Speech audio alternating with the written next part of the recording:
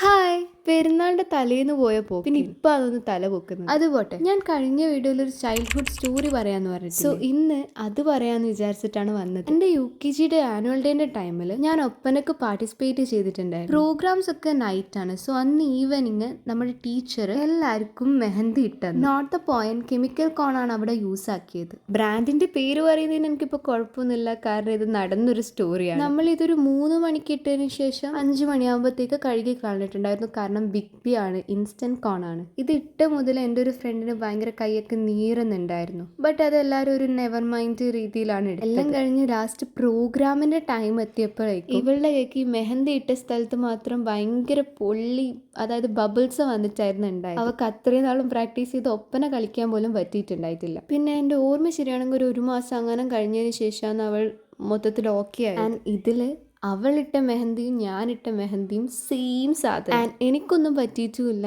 അവൾക്ക് എന്തൊക്കെയോ പറ്റുകയും ചെയ്തു. അതിന്റെ റീസൺ ഞാൻ കഴിഞ്ഞ വീഡിയോ പറഞ്ഞ പോലെയാണ്, ചില സ്കിൻ ടൈപ്സിന് കെമിക്കൽ കോൺസ് ഒട്ടും തന്നെ സ്യൂട്ട് ആവില്ല. ഈ സംഭവത്തിന് ശേഷം ഞാൻ ബിഗ് ബിനോട് ടാറ്റ ബൈ ബൈ പറഞ്ഞു. പിന്നെ സാധനയെ തൊട്ടിട്ടില്ല. ഇങ്ങനെ എന്തെങ്കിലും സ്റ്റോറീസ് നിങ്ങളെ ലൈഫിലും സംഭവിച്ചിട്ടുണ്ടെങ്കിൽ പറ, കമന്റ് വായിച്ചിരിക്കാലോ. ആ ഫ്രണ്ട് ഇപ്പൊ എവിടെ ഇല്ലേ പോലും എനിക്കറിയില്ല. വീഡിയോ കാണുന്നുണ്ടെങ്കിൽ കമന്റ് ഇടണേ.